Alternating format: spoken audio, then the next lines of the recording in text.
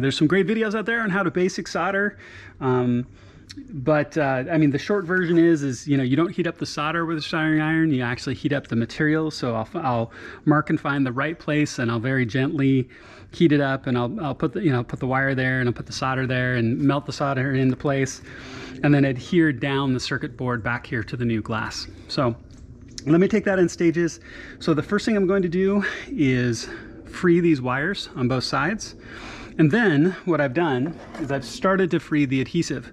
I've taken a very narrow knife, and I've cut and got between the metal plate and the adhesive. Now, I'm doing this not the safest manner right at the moment. I did it better when I'm just demoing right now. Don't cut yourself. But I just got a knife edge underneath the edge of this metal plate right here, like that, and started to cut it free. So then I'm gonna use fishing line and get fishing line underneath this and just work my way down the mirror to cut it free of the adhesive. Okay, so let's do this first. So do the wires, get them free, get the plate off of the adhesive.